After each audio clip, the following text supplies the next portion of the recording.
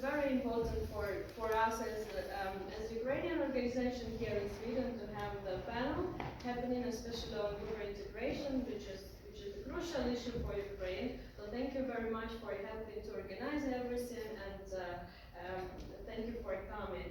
So our initial idea is that the MPs from Ukraine would have their vision on their Euro integration and challenges and what should be done. And also we have our special guest, Yaroslav, diplomat with a lot of experience, and now they're a senior researcher at Utrecht Institute, who has just recently returned back from Kiev, right? While we have some technical issues and we are fixing them, it would be great if you could start and share your experience on the topic. Absolutely. And we have also Hanna Lutki, who is the moderator of the discussion. Yes, thanks.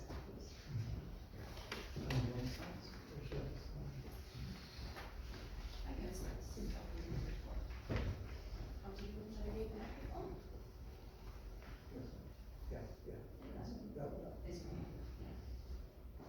Hello everyone, so we are starting. I hope that Ukrainian participants online here as well.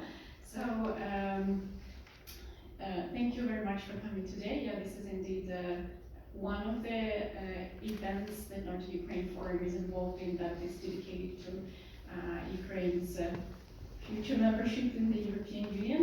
And today specifically, we would like to be focused on what parliamentarians can do to support Ukraine's EU integration. So, and how exactly, what are the challenges and what is the working process that members of parliament in Ukraine are facing while working with the EU integration questions, and having this bilateral Swedish-Ukrainian exchange, plus having an overview perspective about what is the process and what is the next step and what are the needs related to EU integration of Ukraine.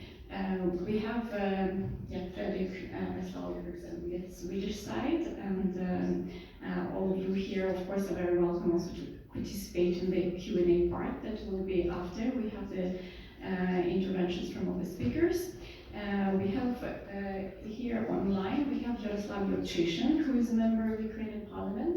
We have Olga Kowalska, who is representing here the NGO called International Center for Ukrainian Victory, and the anti-corruption organization. We were expected to have also Ina Sofsun, a member of Parliament of Ukraine. Unfortunately, she had very urgent commitments last minute, and we're waiting for her video recorded interventions. We will see if we get it by the end of the meeting. But otherwise, yeah, so we will start with, you suggested that we start with Fredrik, yeah, and then go to Ukrainian. Okay, Fredrik, what is yours? Thank you very much, and big thanks to the Nordic Ukraine Forum as well, and the Swedish riksdag for hosting this event. This is an extremely topical and important subject. So I spent 4.5 years working in Ukraine as a deputy head of the EU Advisory Mission, which had a mandate to support Ukrainian law enforcement and security sector with reform to push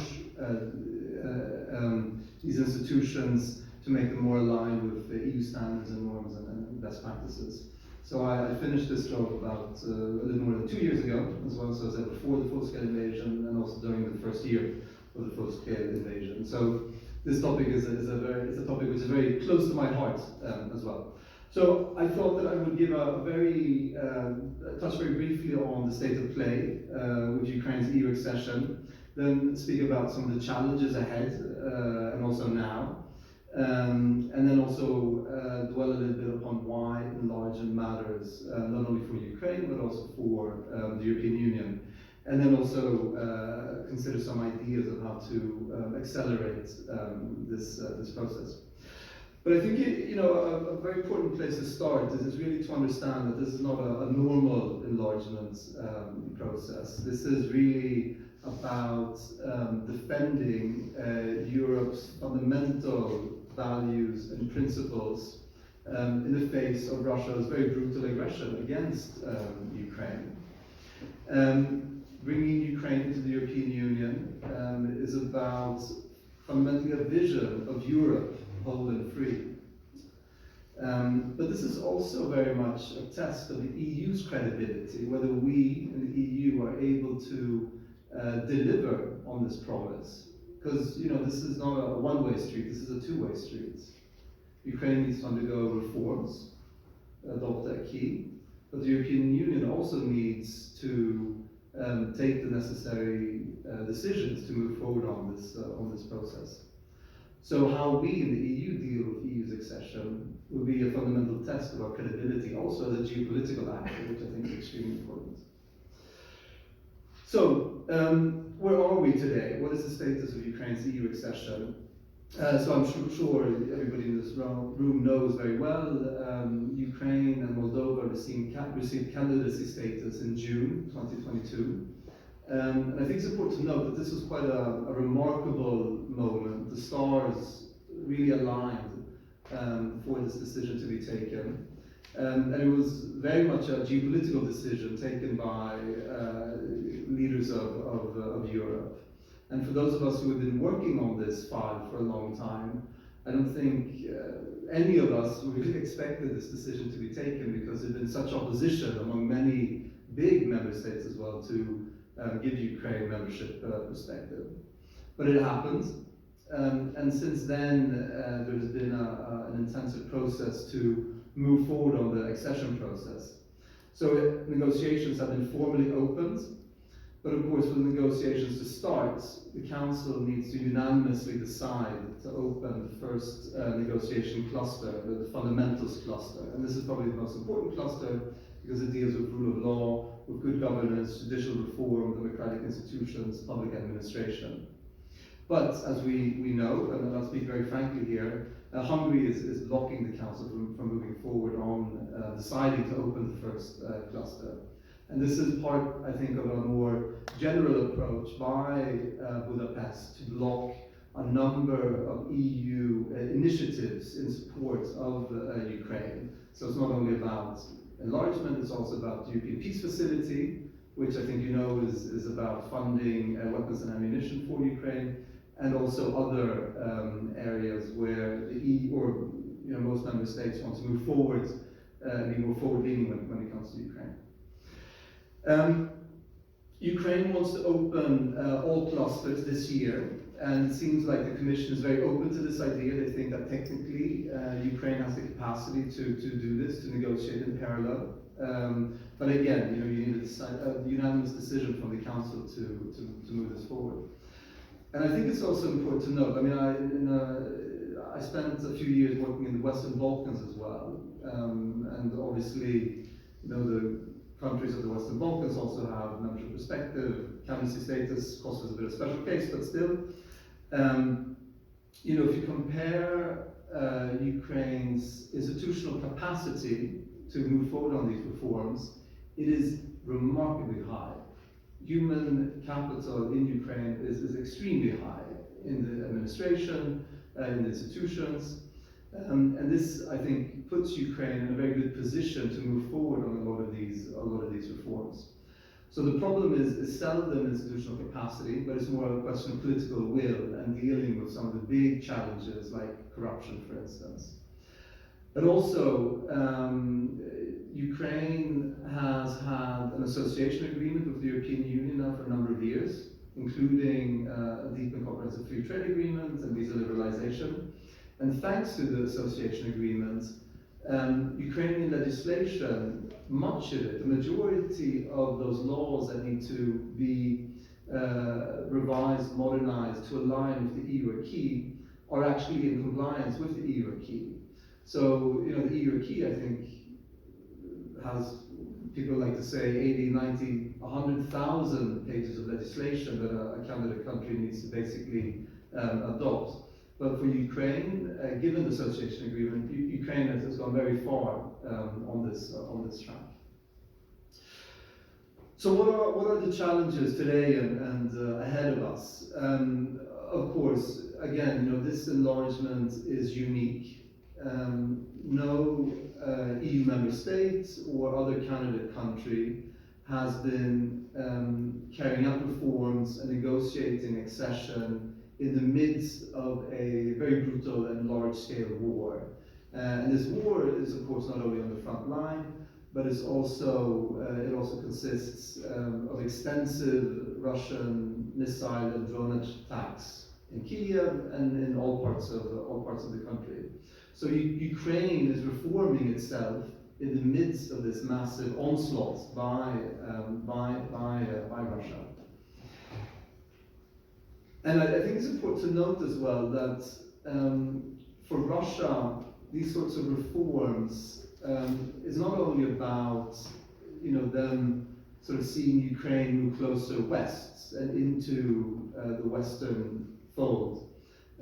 It's also a threat to Russia because a well-functioning, democratic, prosperous Ukraine that has legislation which is in line with the European Union sets a very problematic precedent for Russia as well. And also, if Ukraine manages to deal with corruption, this also takes away a massive lever for Russia, because Russia historically has used corruption as a form of lever, in particular through hybrid military or hybrid actions against Ukraine. So this is sort of why Russia is very much opposed to this process. Not only that this moves Ukraine closer to the west, it also means that Russia loses leverage over Ukraine. Also, one of the big challenges in moving ahead with these reforms is that I think between 4 and 6 million Ukrainians, mostly women and children, have left the country. So you've seen a massive brain drain from Ukraine over the past 3 years. As long as the war goes on, more difficult it is for these Ukrainians to want to return to Ukraine, because they want security, they want job security. So as long as the war goes on, a lot of this human capital will stay outside of Ukraine. And then, of course, there are many other issues connected to the war which has a negative impact on the reform process and the accession process. But I won't dwell too much on this. But I think also, when we're looking at this, it's important to note that one of the greatest challenges is not really inside Ukraine, but it's inside the European Union. And again, I mentioned Hungary in the beginning, and I think it's extremely important to really underline the sort of obstruction that Hungary is able to make in the European Council on this accession process. And again, it's not only accession enlargement, it's also the European Peace Facility, microfinancial support, and many other areas of support for Ukraine. And of course, we all know that enlargement is very much a merit-based process, but it's also a political process. But Hungary's veto, I would argue, is not about the merits of Ukraine and how far it's come on its accession process, but it's rather about Hungarian domestic politics and its geopolitical worldview and links to Russia. I think another challenge inside the European Union, and this is sort of an extension of the Hungary challenge, is, for instance, that we heard Commissioner Kos quite recently suggest that Ukraine and Moldova should be decoupled in a sense. So Moldova shouldn't be held back because Ukraine is held back. But I think this is quite problematic, because then you end up playing into Hungary's veto and somehow accepting that as a premise.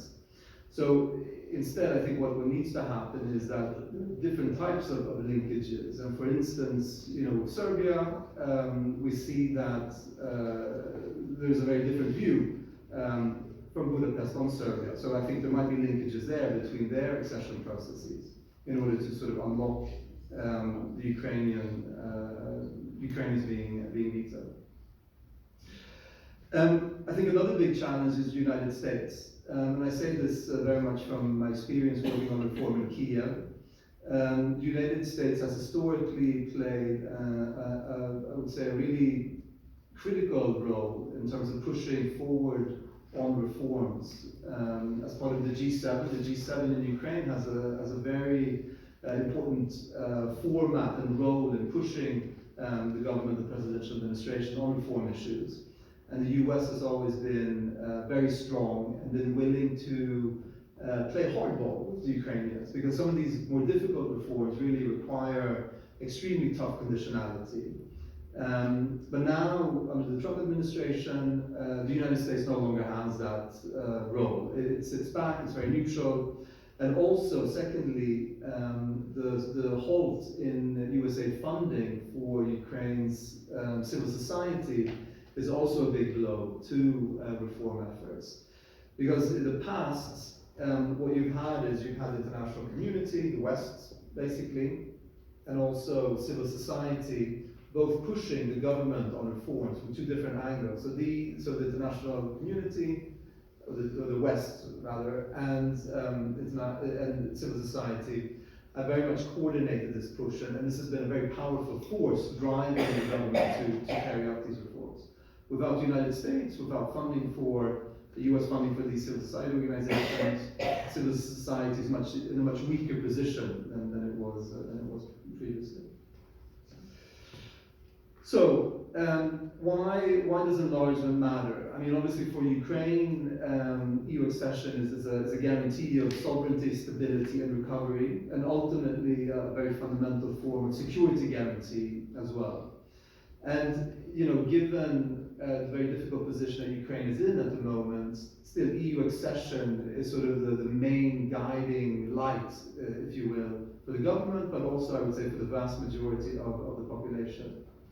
EU accession also provides an institutional framework for post-war reconstruction, and is also a vehicle for this in many ways. And also opens up for certain funding avenues from the European Union as well, which is of course extremely important in this context. And it also, for Ukraine, it entails a strong EU commitment by European leaders from the Commission, from other parts of the institutions, and from many member states. But I think also for the EU, why does enlargement matter here? I would argue that this is really about our strategic future in a way. How do we position ourselves in the world? And you can imagine, let's say Russia prevails in Ukraine. This would have devastating consequences for the European Union as a geopolitical actor. It would have devastating consequences for our credibility to support a neighboring country, a candidate country, which is under attack. So in many ways, what will happen in Ukraine will decide not only Europe's security, but also our political future, which I think is very, very important to note. Also, I'm not going to go too deep into this, but I think there are many also economic benefits with Ukraine's accession to the European Union. It's a young, it's a well-educated workforce. It has extremely high potential when it comes to especially agricultural goods, but also sectors like the IT sectors is very booming and extremely forward-leaning. And I think we've seen much of this as well during the war effort as well, where Ukraine has come up with extremely innovative IT solutions. And then of course there's the whole defense sector, which is charging ahead as well. And there's a lot of discussion about what security guarantees that Europe can provide Ukraine in the future, but I think maybe we should be asking the other way around. What security guarantees can Ukraine provide the rest of Europe in the future? Because at least they have an army that knows how to fight, that has battle experience, that knows how to use our weapons better than we do, and also has this booming mil-tech defense sector. So I think there as well, from a security point of view, bringing Ukraine into the European Union will be very, very important in the future. So just to conclude, because I realize I spoke a little bit too much, but so a few ideas on what we need to do as the EU to move forward on accession. I think it's important to, first of all, not cut corners. We shouldn't compromise on the standards. Often EU accession is misunderstood that, you can just become a member. No, you need to adopt the key, you need to adopt the regulatory frameworks, you need to do your homework in order to become a member. But I think we on the EU side need to do what we can to facilitate this process as much as we possibly can. We need to also come up with programs, for instance, to incentivize smart Ukrainians to come back to Ukraine, to work in institutions, to work on reform and on EU accession. We also need, I think, on the EU side to move away from this in or out model, either or model. We need to look at more gradual sectoral integration. This is happening to some extent, especially in the defense area, which I think is quite interesting. But we could invite Ukraine, even now, to be maybe a sort of an observer in all working groups, for instance, in Brussels. I think measures like this would help Ukraine. It means sort of de facto integration of Ukraine into the structures, and it also means that the accession process can move forward quicker. Also, for instance, participation in the single market. Again, Ukraine has a DCFTA with the EU, which means there's great convergence, but there's more to be done. So a little bit like Sweden. Sweden entered the common market with the European community at the time, even before we became members. I think this sort of a model is something that we should also be looking at. Then again, also going back to EU decision making, I think that the key question is, how do we find workarounds to the Hungarian veto? There's discussion about Article 7. I think we need to have very vocal discussions about this. I wonder if Article 7 has support of the 26 at the moment. I'm not sure. I think a couple of other member states may align with Hungary making Article 7 impossible at the moment. But still, I think we need to talk very publicly about this, and especially European leaders need to talk about this. And then also we need to find workarounds. EU 26 coalitions, we've seen this in the recent European Council conclusions, which was a EU 26 conclusion, not an EU 27 conclusion. So there are ways to work around this. And by doing this, you also water down the effect of Hungary's veto. So I think I'll just conclude there. Just again, I think Ukraine's EU membership is really one of the defining issues for this generation of Europeans. Ukraine has done tremendous things on the reform agenda, not only over the past 3 years, but even before that, but especially over the past 3 years in extremely difficult circumstances. And now it's really for the European Union to sort of meet that urgency, and also for us on the EU side to deliver. Thank you. Thank you very much. Thank you very much, Fredrik. That was almost perfect timing. Great. So I saw some of you were taking notes. Keep them for the second part of the discussion until we have the speeches, so we'll have opportunity to ask some questions. Thanks very much. So it's a great overview of current status and some specific challenges, examples, but also especially appreciate very specific recommendations, what can be done already now to facilitate the process and catalyze it. We'll move now to Yaroslav Yurchyshyn. I hope, can we have like a tiny test of the sound so we know that we hear you well and you hear us? Hello everyone, thanks for inviting me. I do believe that you hear me well.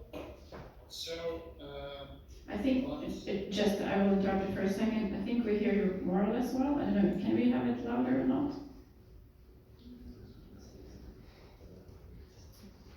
So let's just assume this is the maximum loudness we can have. So just try to be as loud as you can. I'm sorry to ask for that. So it's not an ideal sound. But anyway, let's move to your intervention. Thanks so much, Yaroslav, that you could join us today. So the floor is yours. You have from 10 to 12 minutes for your interventions, and we especially, so please start with telling exactly what is your current work includes in terms of EU integration, and what are the practicalities and challenges that you face, and to what extent it matches what we just heard from Fredrik's perspective. Thank you. Okay, the best thing in things in EU integration for Ukraine is unity of Ukrainian society, because even before full-scale aggression, we have some discussion about NATO association, but about European integration, we in any time have majority of our society who want to be a part of European Union. Sorry, it's very sound.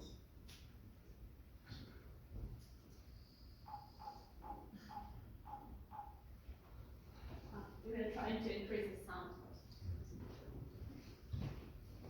So we have some problem with sounds. We do hear you though, so yeah, you just go.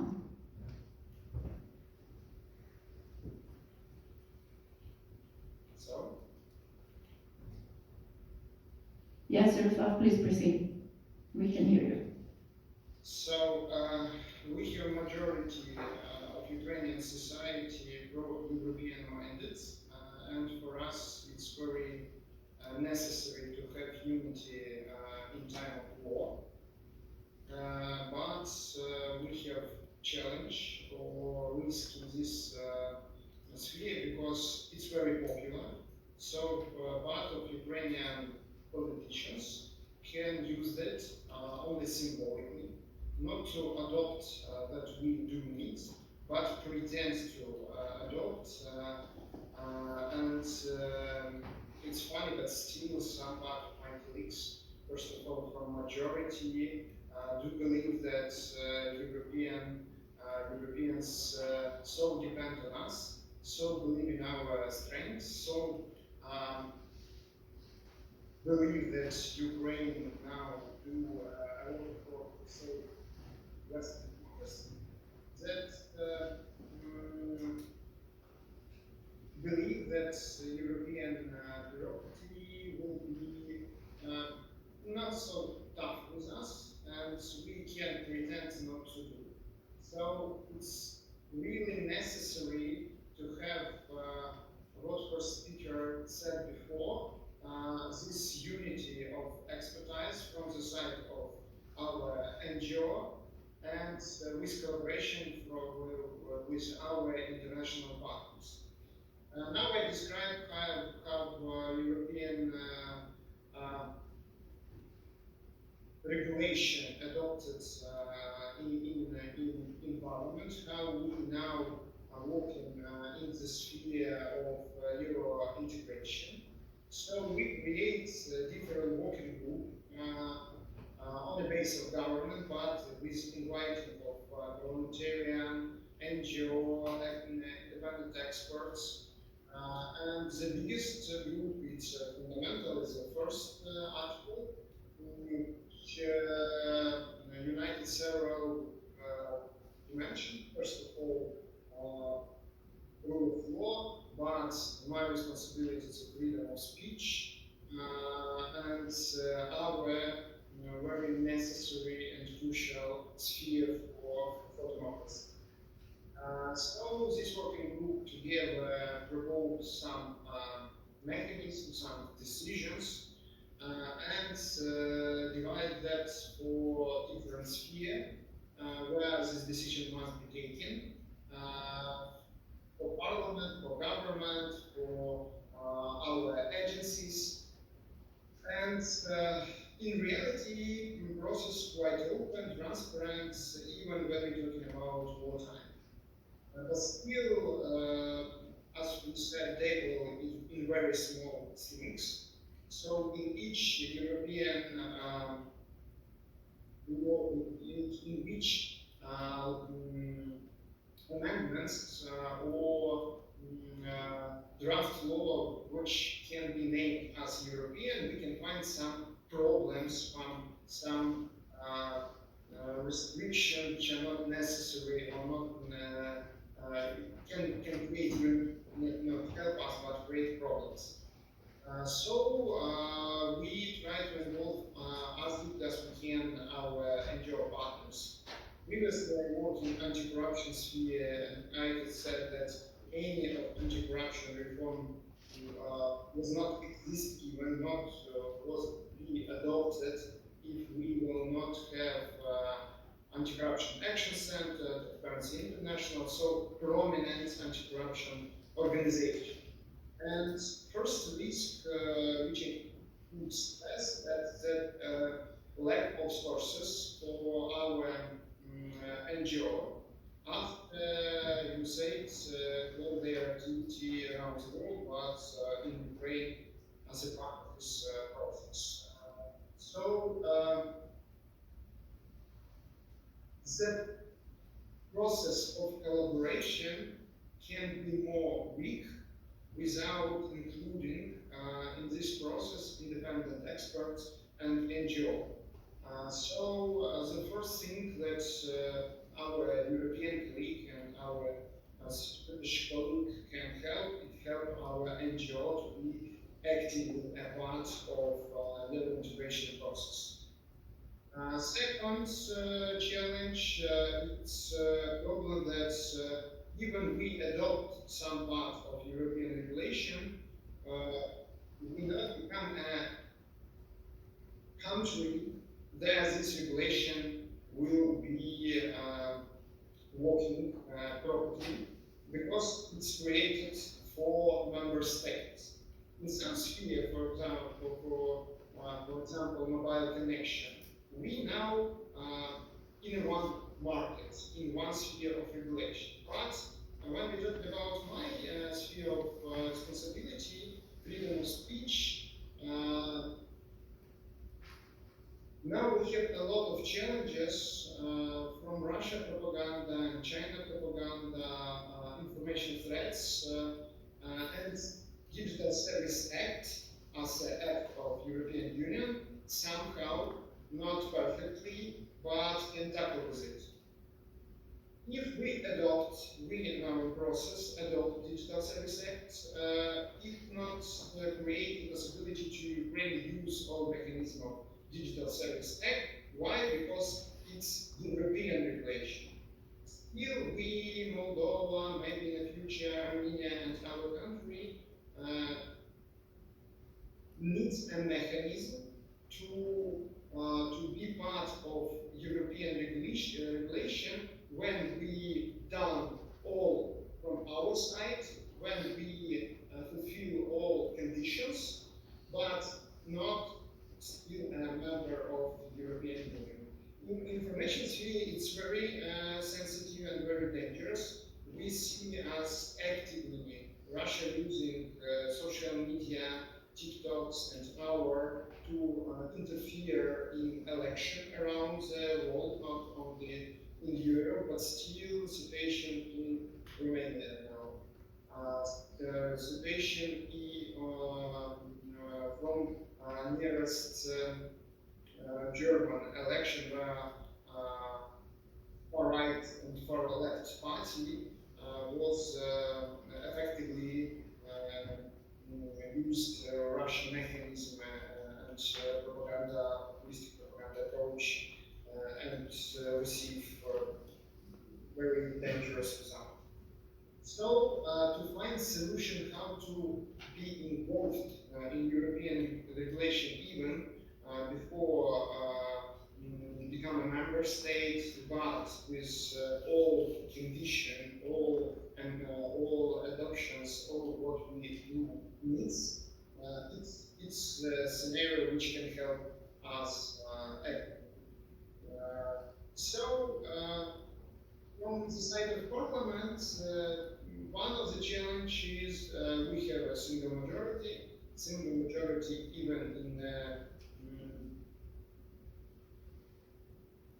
democratic country, it's a challenge because it's a lack of discussion. I return to my first statement.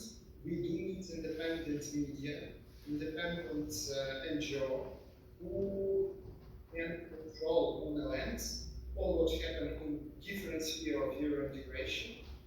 give us as a position sources for change what must be changed, or to stress something what must be elaborated in our way.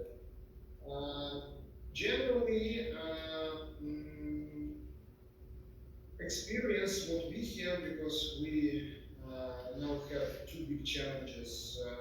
First of all, it's Russia war against Ukraine, and second, European integration, but we don't have possibility to divide all this process, and we simultaneously improve of this process. Due to that, all what can help us to fight with Russia really can help in Euro integration process. As I previously described the situation in the sphere of information threats, we do need European maybe social media, which can be verified sources. We do need a membership in the ESA, and we do need partners, but critical partners, because European integration cannot be a symbol, it must be deep changes, and Ukrainians show that society are ready to that. But post-Soviet regulation, influence of oligarchs, it's not easier to fight this, but with help of NGO, with help of international partners, and I agree with first speaker that now we have a challenge, because previous period, the main the leadership of G7 in Ukraine was on the US. Now we do need a new leadership, and we hope that Nordic country can be a coalition of leaders who can help us to fight with Russia and to have our integration right effect. I will stop here, and hope we will have some discussion. And if you have any question, you can easily to set up. Thanks. Thank you very much, Yaroslav, for your intervention, and a great also reminder to all of us that information war is also a part of warfare that Russia is using against Ukraine. So that's especially interesting and relevant that you work in the specific information-related committee. So we move now to Olga's intervention. I think it's a very also nice and smooth transition to you, who represents the NGO part. So we've already heard how important it is collaboration between lawmakers, parliamentarians, and civil society organizations and independent experts. So please, floor is yours, and same time in up to 12 minutes. Thank you, Hannah. Good afternoon, good morning probably still, dear colleagues, honorable members of parliament. Kind greetings from Kyiv, and congratulations to the Eurovision fans who stayed up late last night. Ukraine and Sweden are both in the finals. Congrats on that.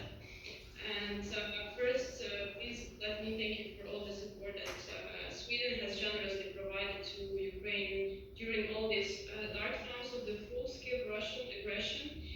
We're also very grateful to Sweden for your leadership as a staunch and devoted supporter of Ukraine's sovereignty and European integration.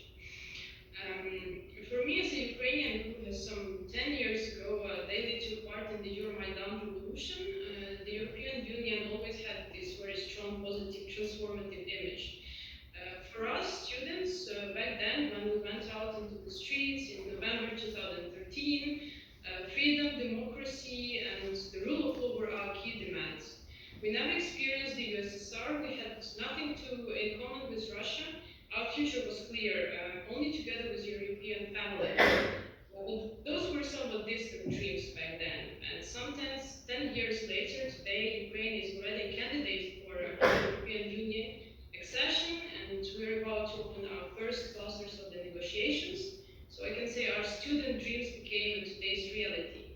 And in these 10 years, I completely agree with my colleagues who spoke before. Ukraine has experienced an unprecedented transformation, and we do see it. It is no longer the country that we used to know back in 2013.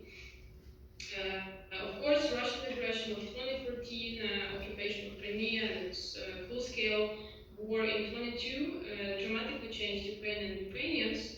But what also changed Ukraine from inside is the strong push and strong leadership for profound improvements in how the state functions and toward European integration. And indeed, Ukrainians have shown this tremendous unity in determining what's our strategic goal of this geopolitical and security path. And overwhelming majority of 80 to 90% of people in Ukraine support European integration.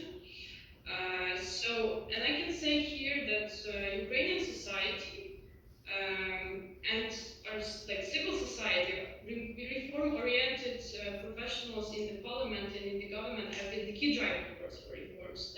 That has not been anyhow imposed on us by the international partners, but has come always from the inside. And here, this EU transformative positive power helped us a lot. This is a strong positive leverage of the European Union to promote reforms to make Ukraine deliver. This was the case back in 2017 when Ukraine got the visa-free regime, having fulfilled several commitments, in particular in the rule of law sector. The same applies to June 2022, when we got our candidacy stages, when Ukraine fulfilled 7 specific steps and to move on with anti-corruption and judicial reforms. But the key beneficiary of all of these reforms and the key demander is the Ukrainian society. What we have witnessed, though, is that with the full-scale invasion, the EU has become more balanced and probably sometimes less demanding towards Ukraine. And this may look quite natural at first point, but in fact, in order to progress towards our European future, in order to push and to move on, we need a stronger EU leverage back on track. Especially at times when the global chessboard is shifting, when the US support for democratic changes is somewhat decreasing, if not maybe stopping at some point. So the EU has to take on this role more boldly and to support our internal push for reforms and the push for the best of the EU accession. Because for us here, also Yaroslav mentioned, European integration is not a box-ticking exercise. This is a totally merit-based process, and for us it should be based on real progress and deliberate commitment. And as a civil society, we have always tried to set the bar higher. We have always been demanding more, and this is what we demand now. When Ukraine is about to open the clusters, when we're about to start implementing the rule of law roadmap in line with chapters 23-24 of the EU acquis. So on our side, we closely monitor the content of these chapters. It's anti-corruption, it's judiciary, it's human rights, security bloc, justice. We identify problems, we push for some solutions together with the parliament, with the professionals in the parliament.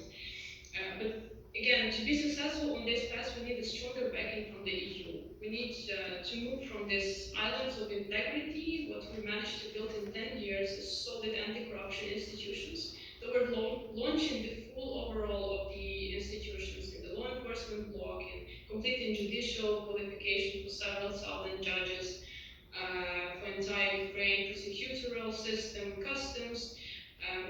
In the civil society, we are watchdogging, we're providing an honest assessment of the EU accession, how we proceed, we deliver alternative opinion on what works, what can we work better, both for the government, for the parliament, for the European Union. But we also need this consistent support from the EU towards reform drivers in civil society, the government, to uphold the reform momentum and not to lose it, and to prevent any potential rollbacks, also given the withdrawal of the US government funding. I totally agree that Ukraine needs to be included in this gradual or phasing integration. We need this mechanism to be more developed because we have already seen positive steps in the defense sector integration.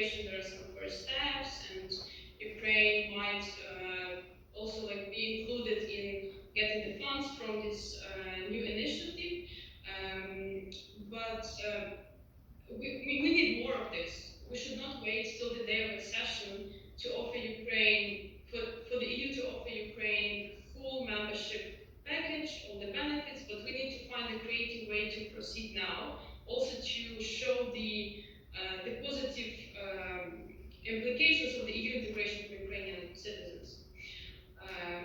On our side, we do our advocacy for reforms, but the EU accession, as we all know, is about the willingness and the preparedness of the EU itself to accept Ukraine into the club of secure, prosperous, democratic countries.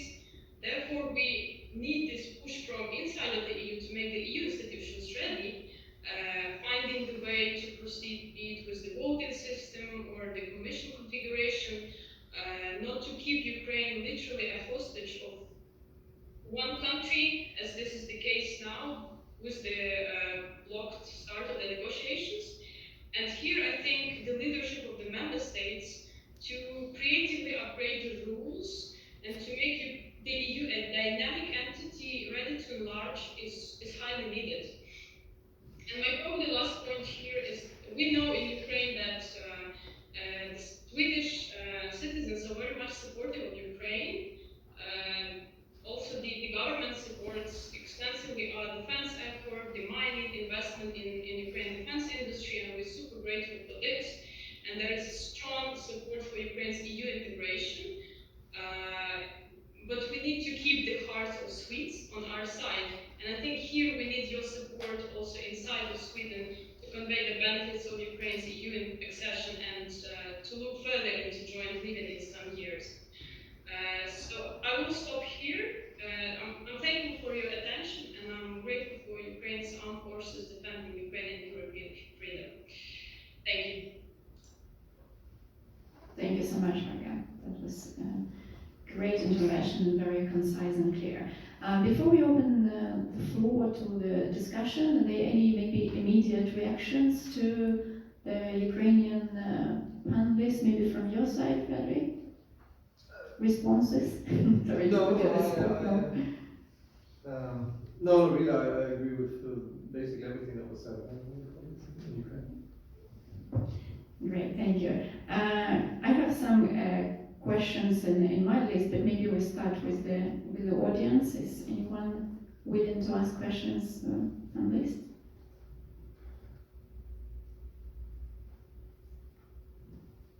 No? Yeah? No? Yes, I Please go and introduce yourself. Unfortunately, I don't know your names. My name is Emil Strand, and my question is, I was thinking about all the reforms now that you described that's taking place. With the war effort going on, do you see that it's helping the war effort? I mean, with less corruption, of course, and so on. And how do you see it in Ukraine in general? Or do you see it in some part as a difficulty now with the war going on? It would be interesting if you could comment and elaborate some on this question. Thank you. Thank you. Is that for a specific panelist or to all panelists? To all panelists. Okay.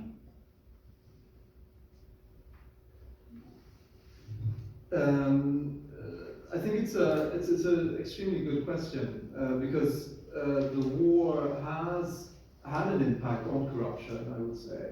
And I mean, I was in Kiev last week, came back a couple of days ago, and it's interesting when you speak to civil society, more so in the beginning of the war than now, but still, many say that the tolerance in society for corruption is much lower than before the full-scale invasion. And the reason is very simple. Corruption kills, right? In a very literal sense. It means that the soldiers on the front line don't get protective gear, don't get weapons, don't get the equipment that they need. So I think there's that. There is a bit of a risk because a lot of civil society organizations, more so in the beginning of the full-scale invasion than now, but still, are a little bit reluctant to publicly criticize the government, call them out for corruption, because they understand sort of the existential nature of the threat that Russia poses. So they're reluctant to sort of undermine the credibility of the government and of President Zelensky. I mean, I do think it's, Ukraine is in a very tricky situation. About, I think about a year and a half ago, President Zelensky fired 17 governors and vice ministers for corruption, which is obviously the right thing to do. But the problem was that the headlines in international newspapers was corruption in Ukraine. So even though he did the right thing, Ukraine was sort of attacked or portrayed as corrupt. So it's a very difficult balance in a way. But this is also, let me conclude with this, I mean, this is also why EU accession and the reform process is so absolutely key. Because in order to fight corruption, you need reform, you need an engine, and that engine is really EU accession in a way. So that's how you address this challenge. Thank you, Henrik. Yaroslav Yurchyshyn, would you like also to respond to this question? I agree with colleagues that level of tolerance to corruption or request to more justify management of country now are very high. And but previously we do understand that post-Soviet regulation and Russia activity, it's not like secret, but bigger parts of grant money in Ukraine was Russia through different S schemes, through different energetic schemes, and due to that, we understand that when Russia began war and in 2014, don't forget that all our war lasted 8 years, so even 11 years right now. But after Russian aggression, it became even more sensitive for society to have any connection with Russia as only to have some connection with corruption. Still, we on the stage of active part of this fighting this corruption. We have a lot of arrested on the level of deputy ministers, several my colleagues in the investigation. So it's somehow it can be shown as result. But when day by day people see our information about corruption, and first of all, we do understand then our European clinic here about corruption. So, presumption that Ukraine as corrupted minded country. It's not so. We don't done a lot in this sphere. We have some result, and maybe if we will not in war, this activity was even more effective. Yes, we have some specific sphere in wartime where difference now become even more visible. For example, sphere of defense. It's strange, but only war open what happened in supplying foods and goods for our army and help us to solve a lot of problems. I couldn't say that we don't have problems there, we still have, but with intervention of our NGO under the in cooperation with our international partners, we done a lot in different sphere, in sphere of defense first. For us, European integration, it's a solution, it's a possibility to show what in Ukraine are not appropriate for, are not good for society, not good for us as a democratic country, and we can effectively work with that. We have all tools what we need for that. We have National Anti-Corruption Bureau and International Independent Audit. It was a first audit for law enforcement and anti-corruption institution in Ukrainian history show that NABU are quite effective. So it was not a qualification due to, like many of our colleagues said, we create NABU under request society and our international partners. So independent auditing showed that NABU effective. Why? Because no one wants to see ineffectiveness of their act. But still, we have quite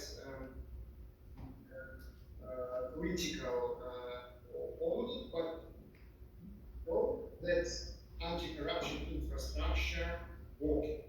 And if we let our anti-corruption infrastructure working appropriately, in some period of time we will have result.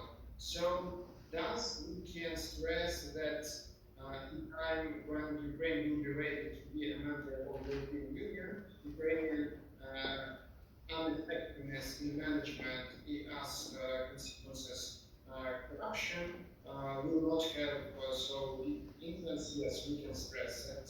And the good stakeholder society are deeply interested to resolve in this sphere and control it through different mechanisms as independent NGO or public councils or auditing. So we try the best to do that. Thank you, Yaroslav. I see one more question. Yes, please introduce yourself and where are you from? Well, Kirsten Lundgren from the Center Party for the Affairs Committee. Actually, I'm a little bit curious to get your points on the decision you have taken to agree on the treaty with the US. How is that seen in the parliament and how is it looked upon from civil society? Thank you. Thank you. Maybe we'll start with you this time, Olga. I think that's Well, it. I can start. Okay. Yes. Okay. Really, we need this agreement. Why? Because we do understand that Trump has a strange assumption and do not deep in problem as in any in majority our problem. So for us, it was somehow let US be on our side still. In reality, we do understand that majority of our sources which have connection with this agreement are situated on occupied territory. So first, to have some investment there, we must deoccupy this territory. And we do understand that for Trump, it was not a reason, it's not any obstacles to have the same agreements with Russia if democratic world was not against that. So for Americans, or let us say to Trump administration, it was a question, it was not this question with whom work there, but how work there. Due to that, we in reality don't have our choice to have this agreement. We hope that it's give for US possibility to explain Trump's voters that they not give us a weapon, but give investment, use this weapon in the future cooperation. Next, somehow it's a symbol for investors that are ready to work openly with different partners. Yes, the main risks and challenges on a level of realizing this project. We have several questions. Why is this equity registered in internal offshore of US Delaware?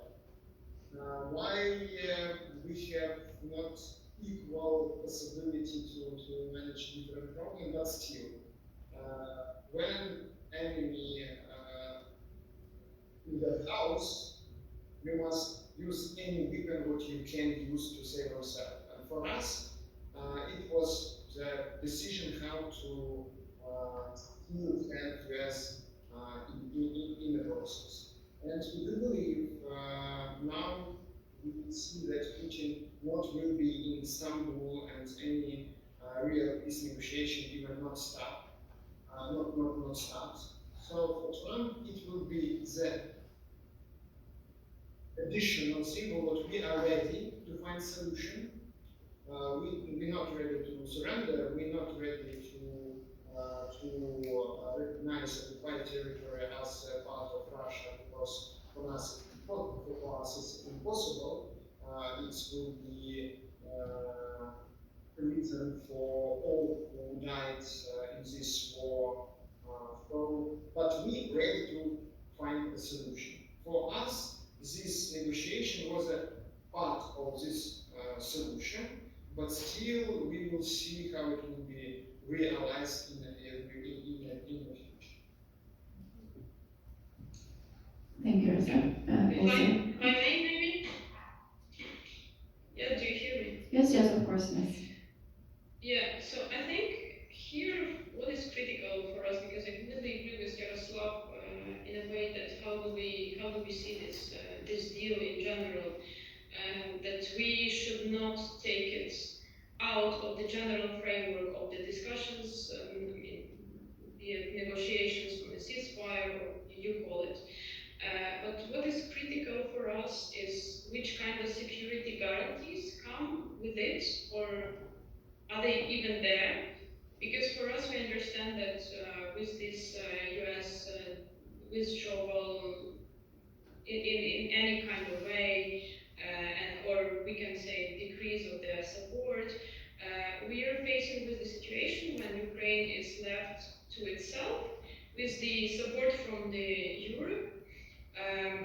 And we did see this, all these discussions with the mineral deal as somewhat, there was a strong political push, which we all witnessed, but it was somewhat phrased as a prerequisite for next, maybe US deliveries of weapons, because that was somewhat, you remember all these, tensions back from March, if I'm not mistaken, when there was a freeze in US deliveries of some munition that was already in Poland, were heading toward Ukraine, and that was connected to these discussions on the minerals. We understand that the American support is, that was one of the very critical components of our defense.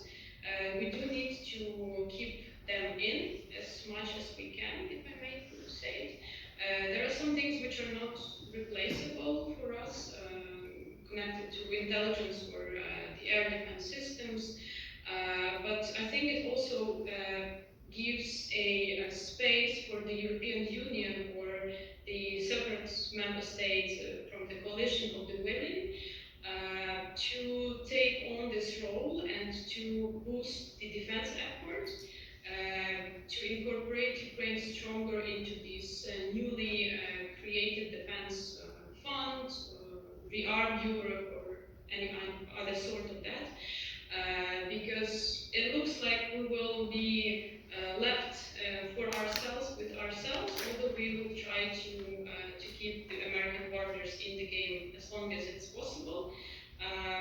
But I guess is this somewhat probably fluid and very complex changes in the geopolitical system that we witness these days. So yes, I think it's this kind of a perception on our side. Thank you, Arka. There is also Frederick who wants to respond. Yeah, just very briefly on this. I think three things. First of all, the Ukrainians managed to push back on the US proposal that there should be back payment for weapons and ammunition already delivered. So this is very important. And Trump keeps on mentioning the number $350 billion, which is factually incorrect, but still this was a big deal. And then secondly, as was said previously, I mean, it opens up for new purchases of American weapons and ammunition, and this is also very important. And then thirdly, the fact that the Ukrainians were able to negotiate with the Americans and have an influence on the outcome of this negotiation was also very important for the Ukrainians, because it meant that they had agency and were able to influence the final outcome, instead of the Americans just coming with a fait accompli and forcing the Ukrainians to accept it. Thank you, Fredrik. Indeed, really important detail. We have around 20 minutes, a bit less than 20 minutes to go, so there's a chance of asking a couple of more questions. Okay.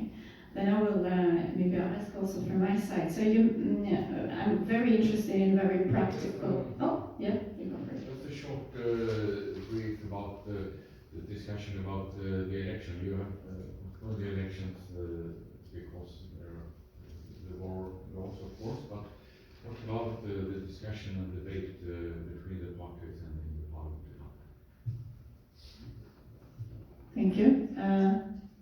Was it clear for you, Ukrainian colleagues? Yeah, the question about the postponement of the elections and how it's perceived. Maybe Yaroslav. Yeah. We have agreements between all fractions in our parliament, signed all head of fraction, that we can have election after war, not early than 6 months after war. Why? Because it's not a problem to pretend to have election. We do understand that we need a democratic election with equal access to different sources of information, with possibility on the occupied territory to restore all political forces, because now we do understand that Russia destroyed all political actors from Ukrainian side on occupied territory and create same political structure, part of United Russia, United Russia, or other political forces home. Due to that, we do need this period of time. And we have consensus in our society that till the end of war, we don't have possibility to have a free and democratic election. And it helps us, so we have time to prepare, because the situation has totally changed from previous election campaign. A lot of Ukrainians now displaced, a lot around the world, parts in Ukraine, parts in our territory, our temporary displaced people. So our voter lists or register of our voters are not equal to reality. We need time and sources to solve these challenges. And we do understand that we need an ad hoc approach for the first election, for election rules, but must be well communicated to society and to international partners to stress that or this ad hoc approach, which solve the problem of displaced people, solve the problem of very big part of Ukrainian society now self-empowering, and even in time after 6 months after the end of war, not have the possibility freely use their voter rights. So we must find some solution for them, first of all, who will be on a borderline, because we don't understand that election is the best time of provocation from Russia side. So we have a lot of questions. We deeply work with our NGO, and the NGO stress that we must meet even more quickly. So we will launch election as we can. And I, as a opposition politician, all of opposition party are agreed with that, because for us it's a challenge to campaign if we will not guarantee to our society that take part in election will be safe.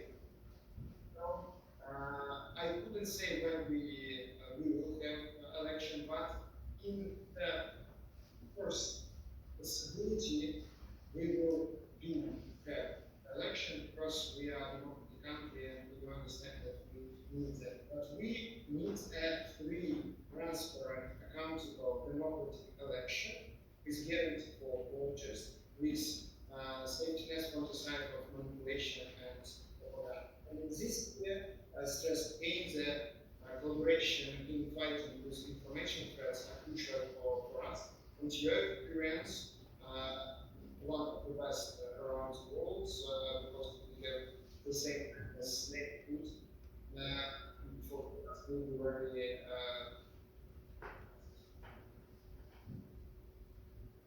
Thank you, Yaroslav. Any more questions?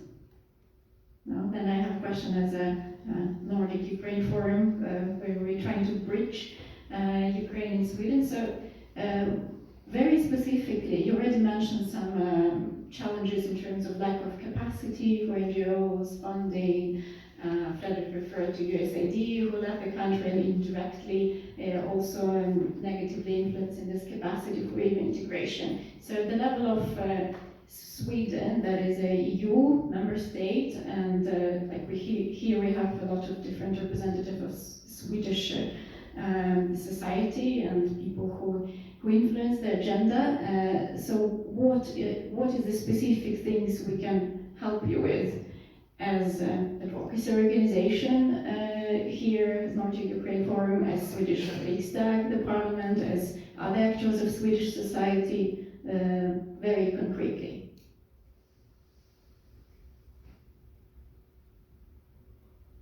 I start from my sphere. I said previously, we need to have a mechanism how Ukraine can use a mechanism of Digital Service Act and Media Freedom Act as equally to a member state or somehow as a member state. And it's possible because in some specific sphere, for example, in mobile connection, we have this regulation under Ukraine, so we use the same regulation as Europe. In energetic sphere, it's the same. We have more coherence and more collaboration. So in informative sphere, on the level of you, we do need to be a part of this mechanism. And even more, I don't think that DSA as now really help in time of information threats.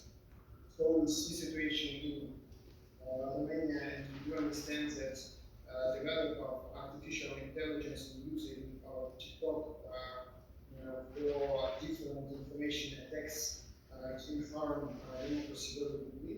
Due to that, maybe on the level of European Union, and I do believe that Nordic countries there can be leaders to create a more effective mechanism to fight with information threats. First of all, it's I'm talking about depending from non-European social networks, because in reality, any which social networks which using in Ukraine or in European are not collaborate openly with European structure because not about prevalence as a European party. And we have developed public broadcasting networks.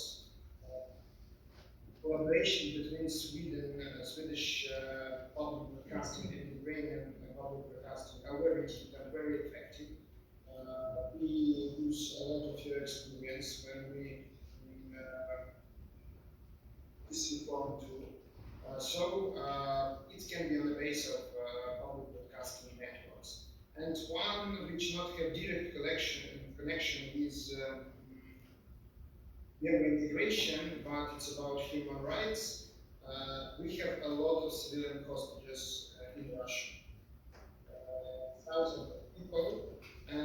30 of them are media workers, journalists, who in September Russia killed 27-year-old Victoria Yurchyshyn, one of investigating Ukrainian journalists who investigate crimes on the occupied Zaporizhzhia, so Ukraine. Without pressure from the high level side on Russia, we don't have any perspective to feed these people, journalists, children, women. So thanks for your activity there, but still we need your help and need your activity on a global level in UN, in OECD, Council of Europe to stress and push Russia harder. So. Thank you, Rosa. Olga, would you like to respond to this? Yes. Yes, sure. I think here, and we are super grateful to Sweden for all that you are standing for in your support to Ukraine. Likewise, and a model, I think, for many other European countries how it should be. But I think I would focus maybe on two key aspects here. What can work even better or stronger in Ukraine's case. The first thing is, we need. I think on the political level, we always are grateful for partners' focus to help us push for the reforms inside of Ukraine. So on our side, in the civil society, we have the expertise, we have the know-how, like we have the mechanisms, we know how they work, we know the instruments, how to make Ukraine's reform momentum on track. What do we need on the partner side is this focus and precise attention to the reforms as a on the political level, I mean. And on the second thing, maybe I think Sweden has always had this strong focus also on the local level in Ukraine and support to some decentralization efforts back after 2014. And now, given the high influx of foreign support, also on the local level, there will be lots of reconstruction, and there has been some already started. So I think we need to grow the local expertise because that's something that has sadly been, I think, lost because of the mobilization, because many people are fighting in the army, some people left, and especially in the region, the situation is more dramatic than in Kyiv.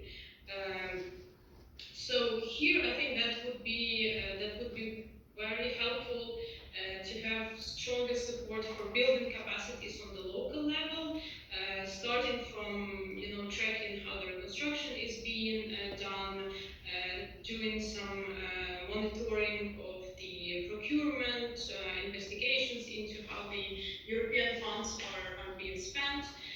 But not limited only to this sphere. It's just I think this is something that is very critical in the current conditions. So I think these are two key points that I wanted to make. Thanks. Thank you, Olga. There is one question from the audience, but I just will take the opportunity to brief follow-up. I wanted actually to clarify what you mean when you say precise attention to reforms, and also you mentioned before that what you experienced that after the full-scale invasion, EU has become less demanding. Like if you just give a specific example of that, so we also understand how we can strengthen those mechanisms. Thank you. Yes. So let's say we have always witnessed a very strong leverage of the European Union on the strategic level, because the European integration is the goal of Ukraine since 2014, and also on the level of, when we proceed with some specific reforms, that there has always been support of the European experts, member states experts, how shall we implement things. So it's a combination of the two, I can say. You know, there's a civil society, there's the parliament knowledge holders, and then there is a leverage of the European experts. But in our opinion, it's because the focus has been shifted to the war-related demands, and this is quite understandable. But on the level of the reforms, sometimes we see it's not maybe ambitious enough. For example, there is this the recent rule of law roadmap that has been developed, and this is the first thing that we need to submit to the European Union as to open the cluster negotiations, chapter 23-24. So in our opinion, that could have been probably slightly maybe more ambitious in some points, because you know, we see it really as a 3-year plan for overhauling the institutions. So doing the changes in the institutions like the Prosecutor General Office, National Police, State Bureau of Investigations. So my point is that in some moments I think that's a matter of somewhat finding the middle ground between what's put there and what can be achieved. But we always demand for more. That's why I think this is our role also. Like, you need to realize that's the role of the civil society, to always demand more and ask for more. Indeed, thank you, Olga. First from Frederick, and then last question. Yeah, just a reaction to Olga's point, which I think is very important. I mean, when developing the conditions or the roadmaps, and I say this as somebody who has done this type of work, I mean, it's always about finding a balance between, you know, going as far as you can in terms of setting the standard of the reform, but also wanting it to be achievable as well. Because if you set some condition which is not achievable, you put Ukraine in an impossible position, and then you know, it doesn't help the process. So there is always this balance. But I think, you know, different sectors have different roles, and civil society's role is very much to be extremely harsh, not only with Ukrainian administration and government, but also with the international community sometimes. And I think, you know, Ukrainian civil society does this very, very well too. Yes. Thank you. Very good point on the importance of balance. That is going to be final question. Thank you for your comments. I want to say first, I was thinking if you have any comments about the support for EU membership in the general population and different groups and different parts of Ukraine, and also if there is any risk for fatigue regarding this because of Hungary's reactions and so on. Thank you. Olga, Yaroslav, if you can have, I don't know, both of you, one of you, very briefly, because we need to wrap up, yeah, in 1 minute approximately.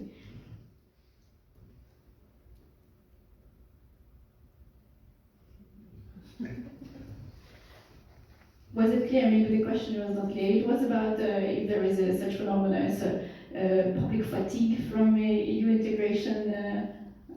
Yeah, more or less. Yes. Yeah. If there is a risk of that, something that you experience. I think not. In reality, yes. Now the European Union in Ukraine slightly overpriced. Because for us it's a symbol of peaceful life with high level of standards, and not often people understand that it's day-by-day work, which can help but not replace internal development. So somehow, yes, in the future, maybe part of people where we pro-European will feel this fatigue, and we see as effectively it's used by Russia in different countries, in Bulgaria, Slovakia, and Romania now. But still, democracy is a process. So we do believe that if European integration is still going to be so effective as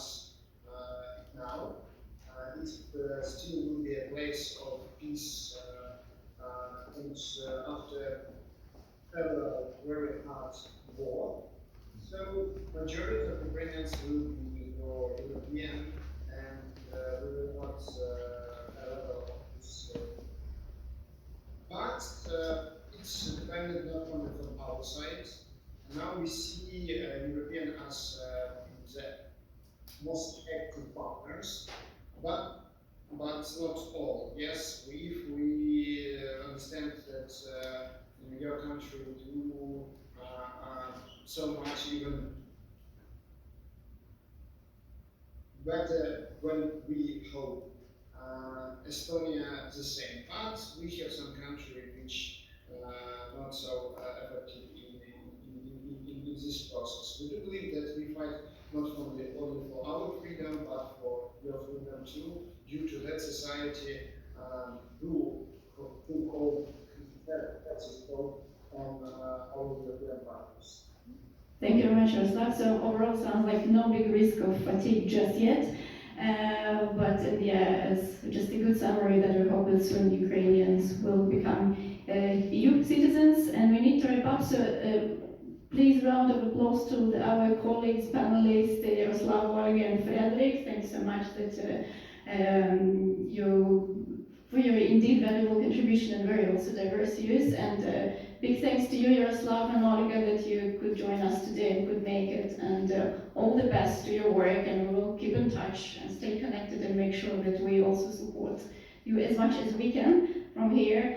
And yeah, and stay safe. And wishing you good luck to also at the Eurovision final, as well as Olga mentioned, to both Sweden and Ukraine. Thank you very much.